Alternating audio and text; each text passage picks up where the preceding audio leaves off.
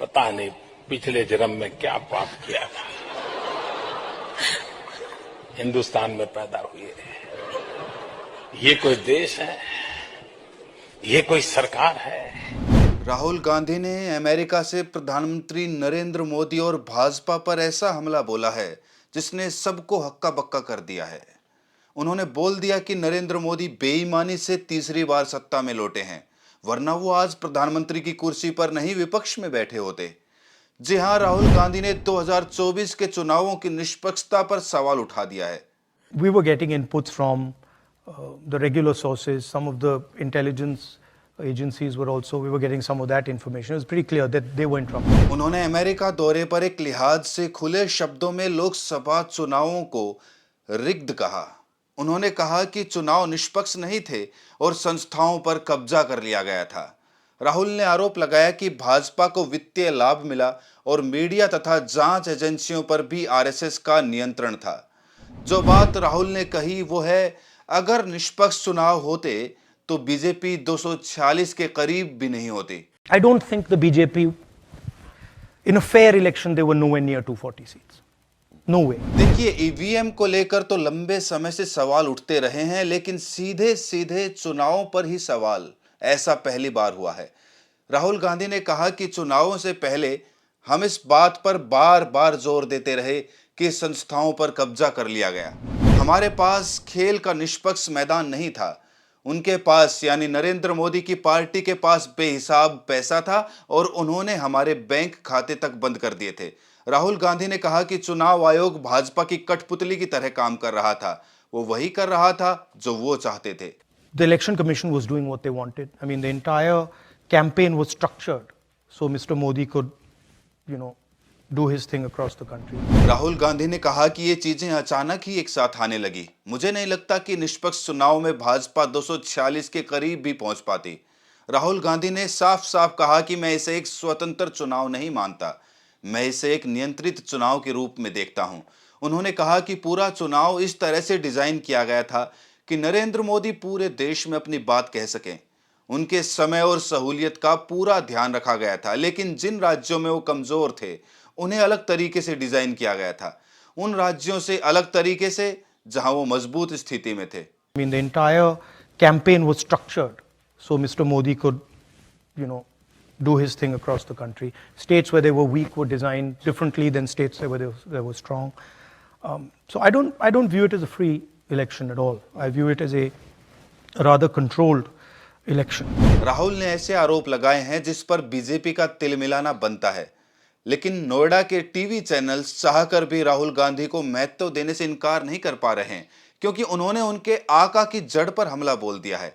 राहुल गांधी ने कहा कि हम चुनाव से पहले कहते रहे कि मीडिया और जांच एजेंसियों पर कब्जा हो चुका है। हम इस बात पर जोर देते रहे कि संस्थाओं पर कब्जा कर लिया गया है, एजुकेशन सिस्टम पर आरएसएस का कब्जा है, लेकिन लोगों को यह बात समझ में नहीं आ रही थी।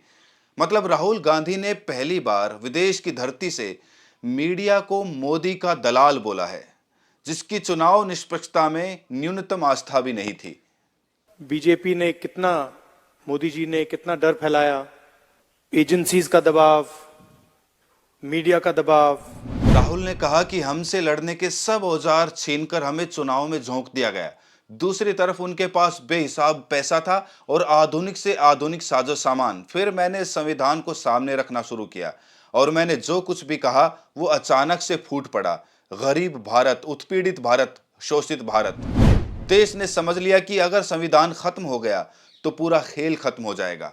लोगों ने समझा कि जो संविधान की रक्षा कर रहे हैं और जो इसे नष्ट करना चाहते हैं, ये उनके बीच की लड़ाई है। इसके बाद राहुल ने वो बात कह दी जिस पर चुनाव आयोग से लेकर बीजेपी और सुप्रीम कोर्ट को सोचना पड़ गया है। राहुल ने कहा कि मुझे नहीं लगता कि निष्पक्ष चुनाव होते तो बीजेपी 246 के करीब भी होती। वो कहता है कि कुछ राज्य दूसरे राज्यों से कमतर हैं, कुछ भाषाएं दूसरी भाषाओं से, कुछ धर्म दूसरे धर्मों से, कुछ समुदाय दूसरे समुदायों से कमतर हैं। हर राज्य का अपना इतिहास, अपनी परंपरा है, लेकिन आरएसएस की विचारधारा में तमिल, मराठी, बंगाली, मणिपुर ये कमतर भाषाएं हैं। इसी बात पर लड़ाई हो गई। आरएसएस भारत को नहीं समझ पा रहा। इसके बाद से राजनीति गर्म हो गई है और आरक्षण को लेकर उनके बयान के एक हिस्से को उठा लिया गया। दरअसल वॉशिंगटन डीसी के जॉर्ज टाउन यूनिवर्सिटी में राहुल से पूछा गया था कि भारत में आरक्षण कब तक चलेगा। इसके जवाब में उन्होंने कहा कि कांग्रेस तभी आरक्षण खत्म करने के बारे में सोचेगी जब देश में सबको समान अवसर मिलने लगेंगे। फिलहाल भारत में ऐसी स्थिति नहीं है। आज आदिवासियों को 100 रुपए में से 10 पैसे मिलते हैं, दलितों को 100 रुपए में से 5 रुपए मिलते हैं और ओबीसी को भी लगभग इतनी ही रकम मिलती है। भारत के बिजनेस लीडर्स की लिस्ट देखिए, मुझे लगता है कि टॉप 200 में से एक ओबीसी है, जबकि भारत की आबादी में उनका हिस्सा आधा है। लेकिन हम इस बीमारी का इलाज नहीं कर रहे हैं। जातिगत जनगणना ये जानने का सबसे आसान तरीका है कि निचली जातियां, पिछड़ी जातियां, दलित, आदिवासी किस स्थिति में हैं। देश के सर्वोच्च न्यायालय में देखिए, उनकी कोई भागीदारी नहीं है। मीडिया में देखिए, वहां निचली जातियां, ओबीसी, दलित है ही नहीं।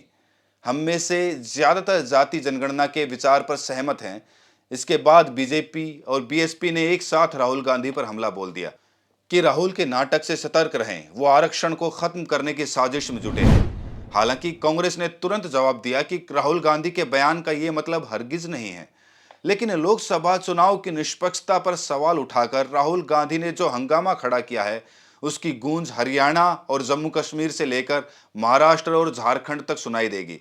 नेता प्रतिपक्ष ने कहा कि प्रचार अभियान के आधे समय में मोदी को नहीं लगा कि वो 300 से 400 सीटों के करीब पहुंच गए। लेकिन जब उन्होंने कहा कि मैं सीधे भगवान से बात करता हूं, तो हमें पता चल गया था, हमें पता था कि हमने उसे पूरी तरह से ध्वस्त कर दिया है। When he said that, I speak directly to God, we knew that we had actually blown him apart. हमने इसे मनोवैज्ञानिक पतन के रूप में देखा। नरेंद्र मोदी को सत्ता में लाने वाला गठबंधन टूट चुका है। सरकार और 2 या 3 बड़े व्यवसायों के बीच बहुत बड़ी सांठगांठ है। उन्होंने अमेरिका में भी अंबानी और अडानी का नाम लेकर उन पर हमला बोला था। अब भाजपा कह रही है कि राहुल गांधी ने एक बार फिर से विदेशी जमीन पर भारत को बदनाम करने की कोशिश की है। लेकिन वो राहुल के सवालों से, मूल सवालों से अभी भी भाग रही है। ईवीएम की विश्वसनीयता, चुनाव की विश्वसनीयता और इन सब के ऊपर नरेंद्र मोदी की जीत की विश्वसनीयता पर सवाल उठाकर राहुल गांधी ने बीजेपी को हैरान और परेशान दोनों कर दिया है। राहुल यादव को दीजिए इजाजत। नमस्कार।